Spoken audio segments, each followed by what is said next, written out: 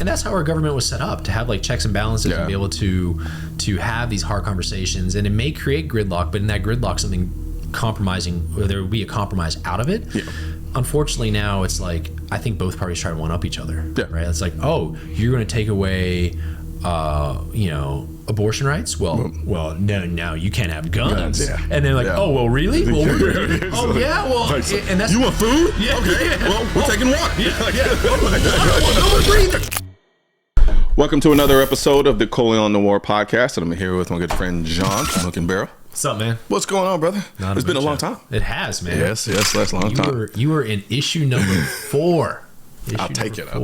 Yeah, yeah. I think I really enjoyed that shoot. That was a pretty dope shoot. I like the idea. I remember when you pitched it to me. Yeah. And I was like, hell yeah, I'll do it. Yeah. That was a pivotal issue for us too. As I was driving down here to be on the pod, I was thinking about what all was going on at that time. That we were in a weird transition at that point, and right before that issue, we started running into a few business problems with the former publisher, and right after that shoot, pretty much was like.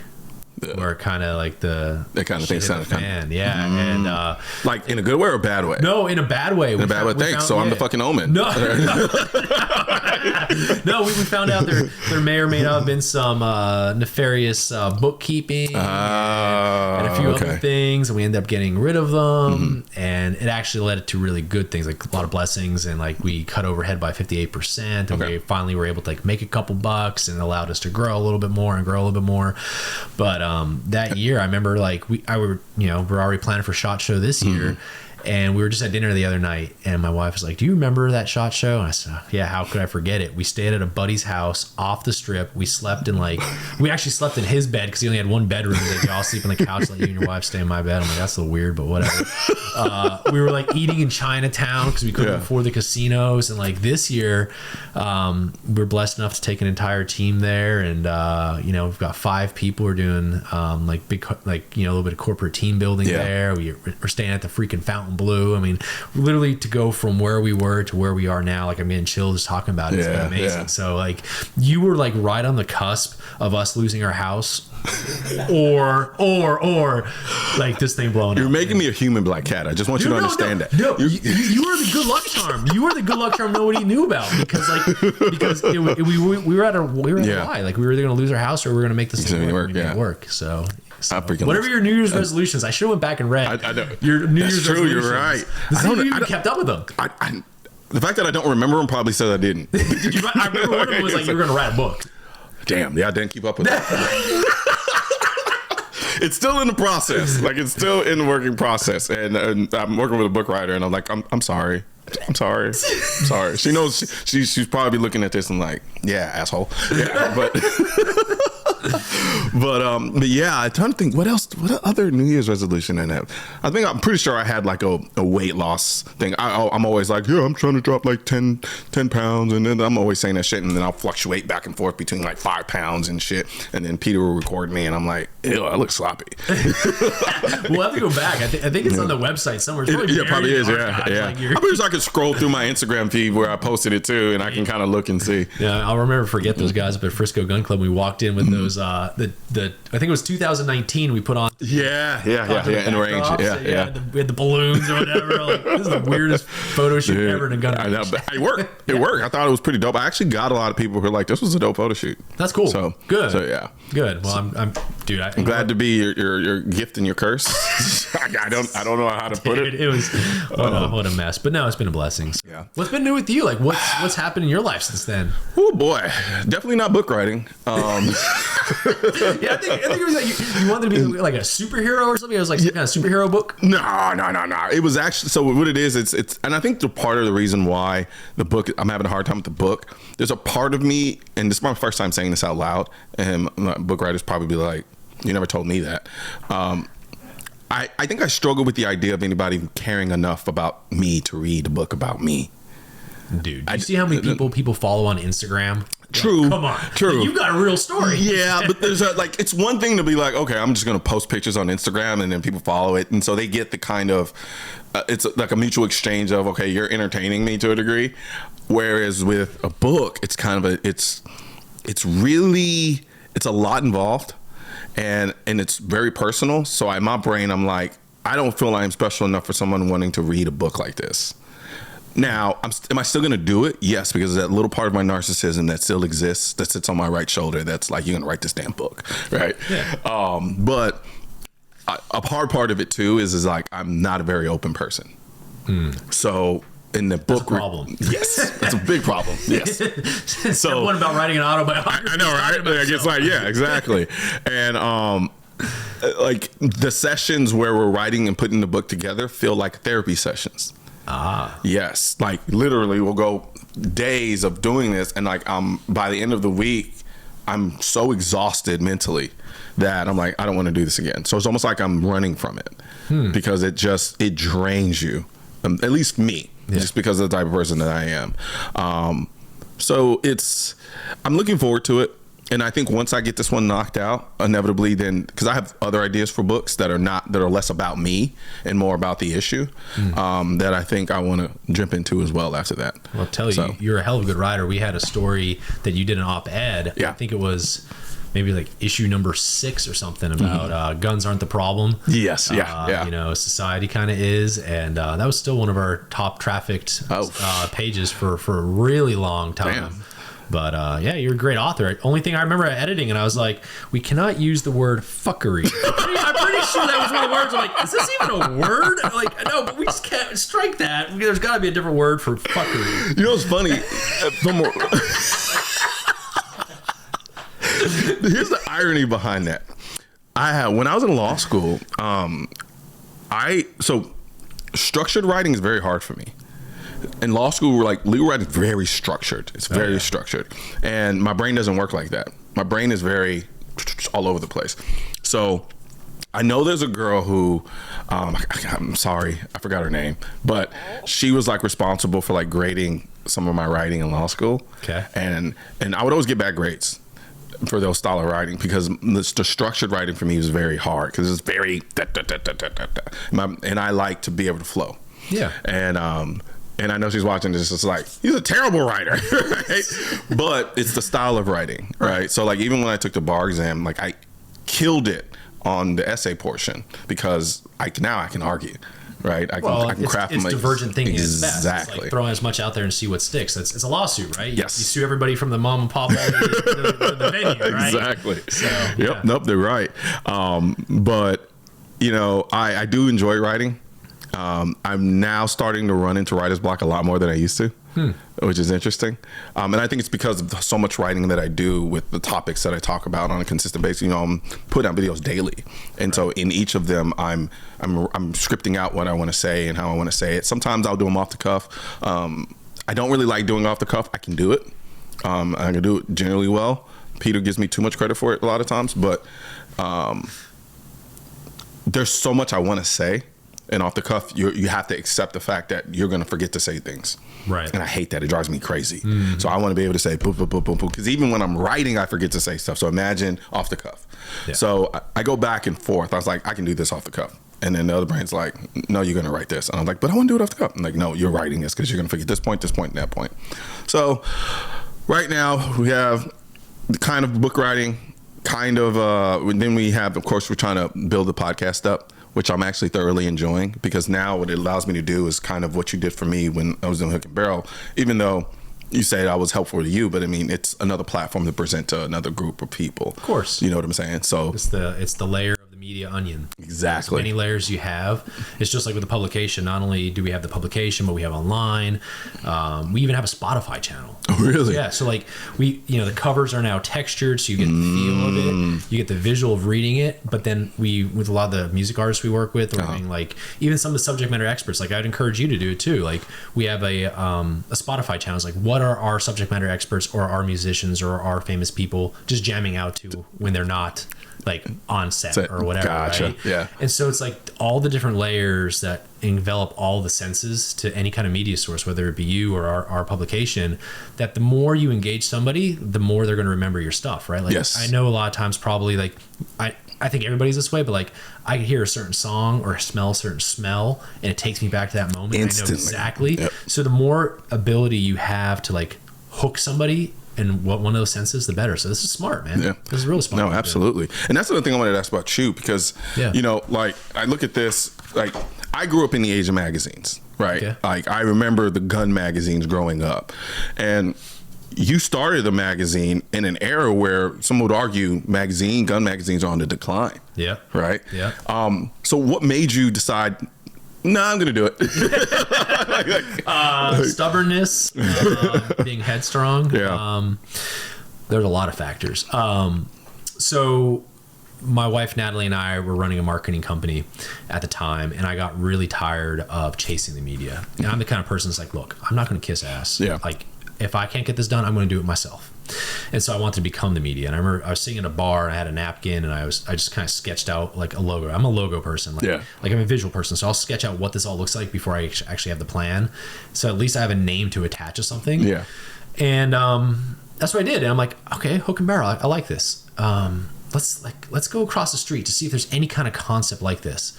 And I went across the street, and there wasn't. There was like all your endemic magazines, your Hunt, Fish, Shoot magazines, and then you had like your GQs, your Maxims, your Men's Health, but they don't necessarily line up with the values of outdoorsmen and gun ownership. Yeah. So I came back and I was like, man, I wish there was a redneck GQ. And that's what this is going to be. It's going to be a redneck GQ, right? And like, let's talk about the guys that like to talk about guns. Let's talk about the guys that like to hunt and like to fish. And all those things that surround us, like even down to car guys, or like, what does the fashion section look like? Yeah. Like, obviously, we're not going to be talking like Gucci products, but we could talk like, I mean, on my issue, yeah. Yeah. I've seen your Instagram, like shit, man. Yeah. So yes, that's kind of what was the start of it, and I knew that it was in the decline. Like everyone was saying print was dead, but I just had a feeling people were doing it wrong. So I called a few people, and they instantaneously told me like, don't do it. And not only did they tell me not to do it, but like it was almost like subtle, like passive aggressive threat, like because I talked to other people in the industry. And that's all I needed. Like, I don't know if you ever watched like Tom Brady's TED Talk or anything, but like I never really was able to describe my situation mentally until I heard him verbalize how like he will pick something out about somebody, even if it wasn't true or not, but like they wronged him some way, and it became like the rocket fuel. And that's like how he'll come out of like a 30-point deficit in the fourth quarter against the Falcons. You know what I mean? Like he just like, did he look at me wrong? And like, so that's all I needed was this guy to tell me like, don't do it. And his exact words were, if you're going to be a burr under my saddle, I'll be a burr under yours. And I'm like, okay, now I've got challenged. And like, you told the wrong person. And like, that's just how my mentality always worked. Like I'm a very competitive person. Yeah.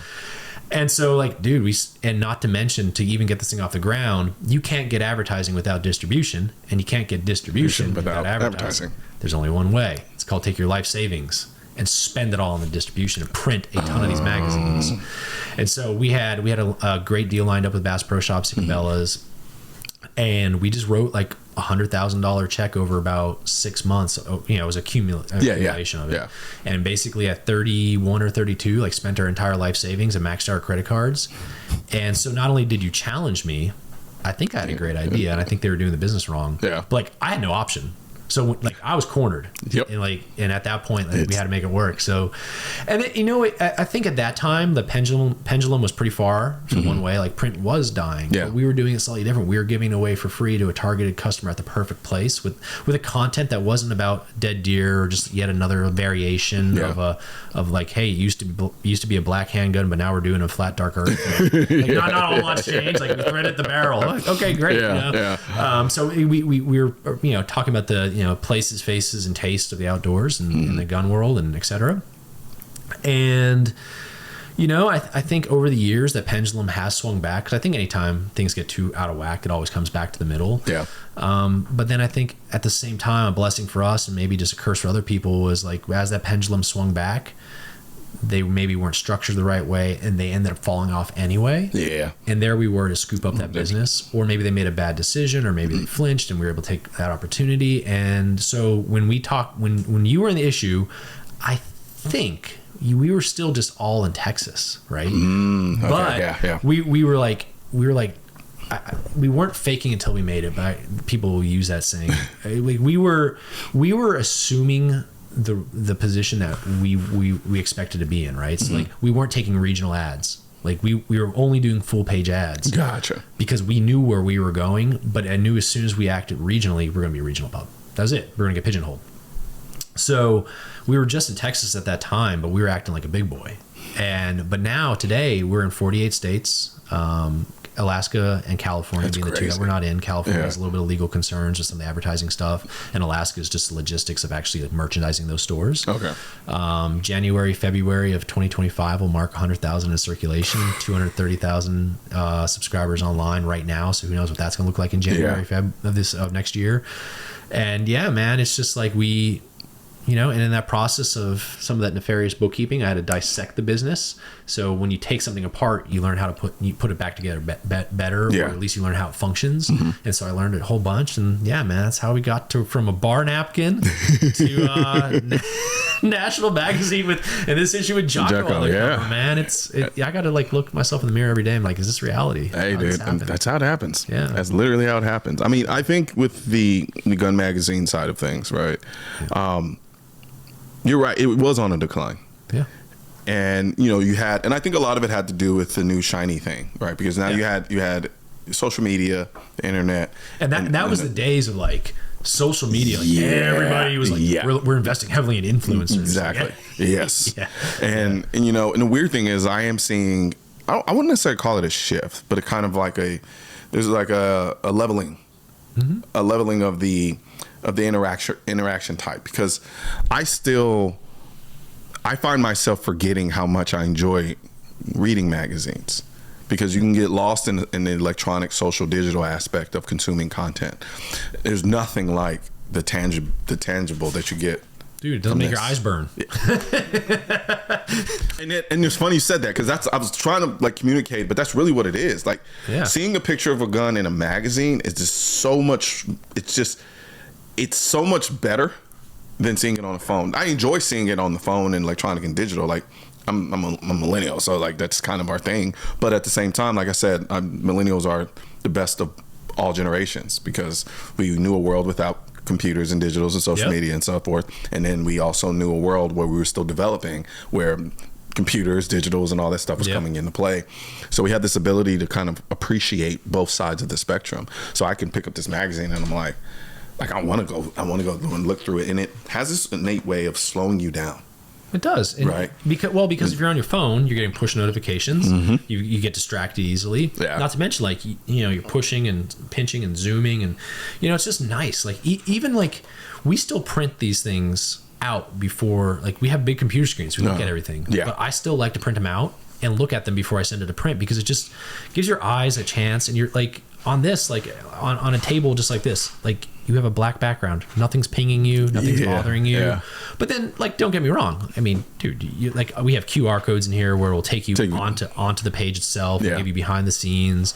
Like I said, we have our Spotify, we have our social media. Like, I'm no fool, like I know you have to have digital, but to have something that's a tangible product that like takes you off of the phone for a hot second. I think the relationship now is synergistic. It's between the digital and the hard copy. I think there's a world now we're creating where you live in both, and it exists. And I think our industry too, like at that time, was all about influencers and all about the digital stuff. And they're starting to realize that like we were building at that time like a home on leased land. Like we see what's happening with internet companies, and like, dude, like I just say what you want to say about Zuckerberg. It's his company. It's his rules. He can do whatever he wants. And at the end of the day, dude, like, I'm not mad at him. I'm not mad at him at all. The guy's a genius. I mean, look what he's built. Mad at him. Are you? I'm mad at him for very selfish reasons, but I'm mad at him. But at the same time, me and Peter were just talking about this recently. I didn't mean to cut you off. Yeah, but, go ahead. I mean, apparently I'm seeing things now that he's kind of coming towards the more libertarian side of things. I'm hopeful for very selfish reasons, but you're right. You're right. Like at the end of the day, and that's kind of how I always function and maintain my platform, is I understood these are private companies. They can do whatever they want. Yeah. So my job is to adjust and adapt the best that I can. Right. Right. And so that's why I do my best to spread my net as wide as possible.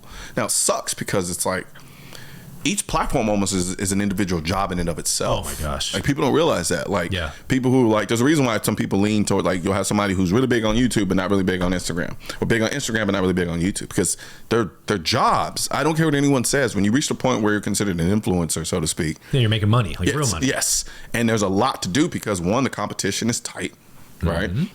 And you're competing for a lot of eyeballs, but you also have a lot of people who are competing for those eyeballs.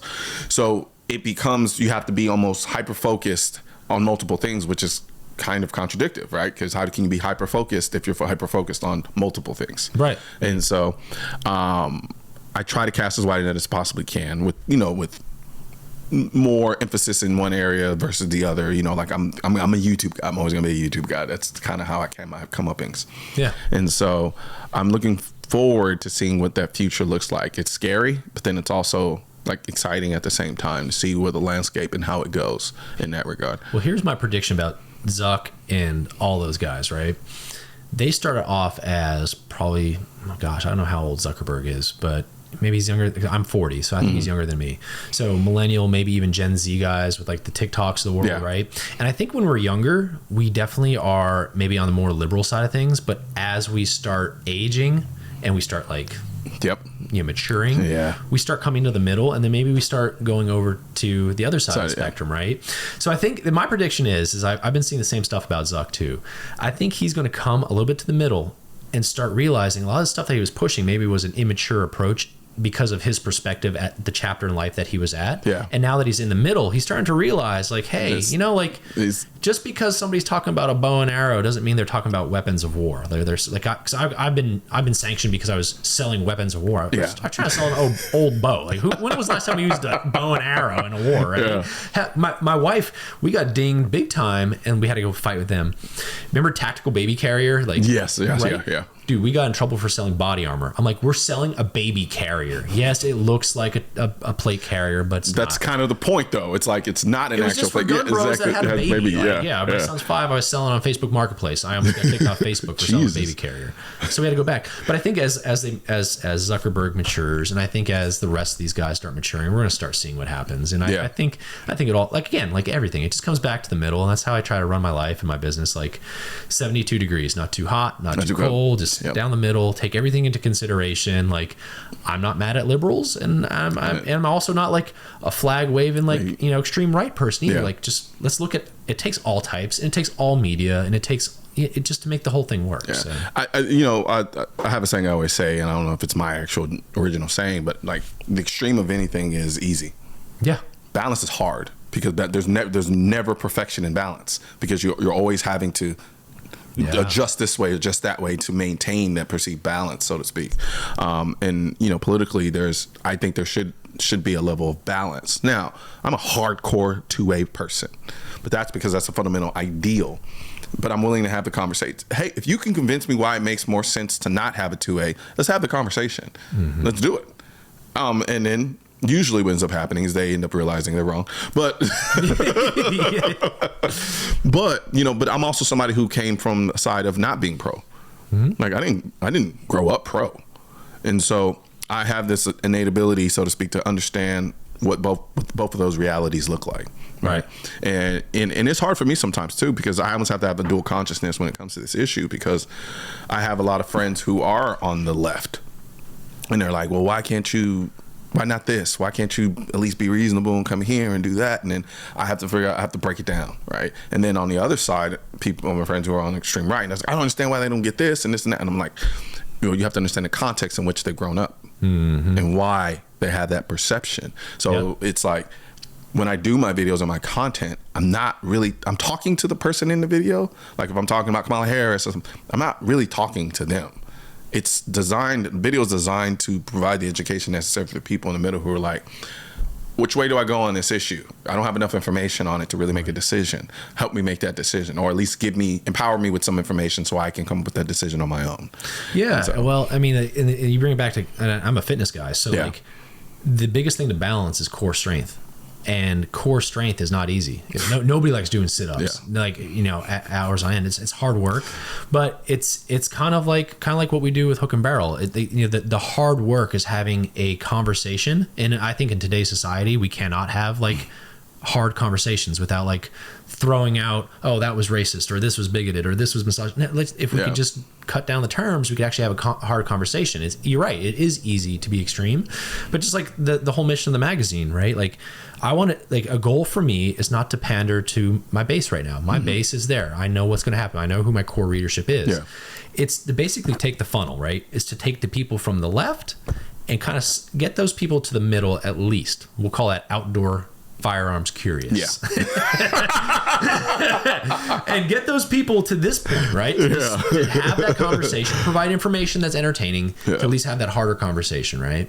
And then take those people from the middle and shift them this way. And that's how you win elections in the margins. Like, you don't win elections by yelling really loud to your base. You win elections by the independent vote. So if I could keep shifting people from the hard, let's say left, because we're talking spectrums here, to the middle, and then take the people in the middle and shift them to my way, thinking I preserve gun rights and hunting rights, and keep my family business going. I'm not out here to save the world. I just want to, like every other good person in America, just wants to provide a good life for their family. And you brought up a good point. There is this aspect of the left, I do a bad job of it a lot of times too, because I use the left as an umbrella to designate people who lean left, and it's not necessarily the case. Usually in my brain, when I'm saying the left, I'm talking about the far extreme aspects of liberal thinking. Because there's a wide swath of people who are liberals, but they're not necessarily left. Right. Because America used to be a place where it's like, you had conservatives and liberals. We all kind of clustered near the center here. We just kind of fell over on one side towards the other. But now we live in a world where it's like, you got here all the way down there living in fucking Ecuador, and then you got somebody over here living in Poland, in terms of just polar opposites of ideological thinking. And I think that aspect of it is dangerous. Very dangerous. Right? Because we can't talk. Exactly. We're not even speaking the same language anymore. It's Polish and Spanish. Exactly. For example, right? We're not even speaking the same damn language anymore. And so I think the optimistic parts of me believes that there is a change, and it just right now the minority just has the loudest microphone. But I think there's a lot in the way I'm seeing a shift. And I honestly, God, I hope I'm not wrong, and I hope I'm not jinxing this. I think so much is being exposed with the way the Democrats, and not hearing me say as liberals or leftists, but the way the Democrats are running their election right now with Kamala Harris is exposing a lot of fuckery. Edit out. So, and I'm seeing people who are on the left side of things starting to realize, like, they're not necessarily saying, "Oh, let's go Trump," but they're like, "This doesn't make sense. Like, why are we doing this?" Mm-hmm. Right? And so there's almost kind of like it's this convergence towards the middle. That I think is necessary. And it's easy to criticize, because you can say, oh, it's just like buttermilk toast, like warm milk type shit. But I say no, not necessarily. Because it's the middle is where you have the hard conversations. You can get into the weeds and the nuances of discussions, and you can really. And that's how our government was set up, to have like checks and balances and be able to have these hard conversations. And it may create gridlock, but in that gridlock, something compromising, or there will be a compromise out of it. Unfortunately, now it's like, I think both parties try to one up each other. Right? It's like, oh, you're going to take away, abortion rights? Well, no, you can't have guns. And they're like, oh, well, really? Well, and that's, you want food? Okay. Well, we're taking water. Water. Well, no, we're breathing. That's kind of where we're gotten, and it's sad. And I think America, it's funny. We obviously it's still September, and September 11th happened, right? Mm-hmm. And there was no greater day. Like we always say, don't forget, or we'll never forget 9/11. But like, I will also push, never forget 9/12, because on 9/12 we were all one. And that was one of the greatest days that I can remember. Before that, maybe been the day after Pearl Harbor, like when America pulled all together. It was like, look, you just absolutely the wrong person, right? We were one. We weren't black, white, Hispanic, Asian, whatever. We were Americans. We were red, white, and blue. And I think that, I think this election, hopefully common sense comes out of it. But I think you're right. I think people could come back to the middle. I think that'd be the best thing we could have. It's like a reasonable, like maybe like the 90s kind of conversations again. If you think about this, right? Remember like what happened in the 90s, and we thought it was crazy back then. Like, Bill Clinton did what? Right. Now it's like, oh, this is like a casual Thursday. It's like Kamala has an OnlyFans. No, I'm playing. That's how she's funding the campaign. Damn it. Ivanka? This podcast is gonna get but you're right. It's I'm hopeful, but I've always kind of been a dumb optimist in a sense. Like I scream pessimism, but I whisper optimism. in a lot of ways. So shut up, Peter.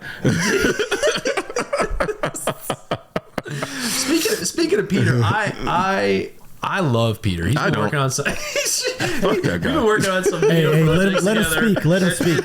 Spending some time with Peter has been a lot of fun. But I'll tell you what, he gets you in trouble. I mean, we were out at BJ Baldwin's place. Yeah, John, you should get in the freaking 33-degree cold plunge. Let's see how long you can lay in there, John. It'll be great for the camera. He's like, in the video he's talking about it, I'm like, all right, yeah, I'll get in here. Have you got to experience his unbridled, unrelenting racism? All right, that'll be in the next pod. Yeah. People don't realize Peter's racist as fuck. In the most hilarious way possible. What? Like, should I tell him the gas station story? You can tell it off the pod. Okay. We can wrap it up. But that brings up a really good point. No, that brings up a good point about the whole conversation back to the middle. Like, dude, we've gotten so far. Like, what I love about this is you got a white guy, a black guy, and an Asian, and we could all have a conversation, and we could all make fun of each other without being like racist. Although, but that's called comedy, and so many things through history. As long as you're not a hateful dick about things, like. Dude, we can make fun of Peter. You know, it's all about intent, right? It's all about intent. Intent. Speaking of the law, this is the intent of the law, right? You're the lawyer. Yeah, exactly. Yeah. What was the intent? The crazy thing about it is within that ability to be able to have those type of relationships where you can joke in that manner and understand that it's mutual in all directions. They've also become incredible educating opportunities, right? Because there'll be a joke thrown, we'll all laugh and stuff like that, and then they'll come out of genuine like, I don't understand this, and then you get to explain it. And that's all it is explaining the perspectives that you were talking about earlier. Like, it's like understanding and learning a little bit more. Yeah. And you can't, I mean, until we start doing that in this damn country, I don't know, man. Yeah. It's like when I realized that, I kept telling everybody that Peter was Vietnamese. Which I am not. Just I thought he was like North Korean or something. I'll tell you my escape story another day. Okay, Rocket Man. And I'm definitely not telling you my North Korean story. Peter knows it, but he'll probably blackmail me with it later on in life somewhere. But yeah, man, I think I'm hopeful.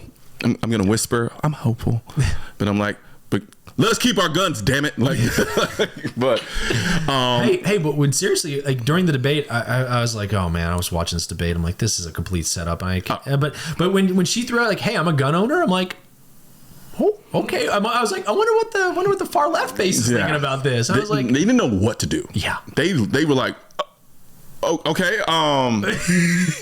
Because in one hand they can use like, see, she doesn't want to take your gun. She's a gun owner. But then in another hand, I know that the far left are like, they don't want anyone to have guns. So they're like, which is why when she was on Oprah, she was like, I probably shouldn't have said that. Yes. Right. Yeah. And then they backtracked the next day and were like, she was joking. Right.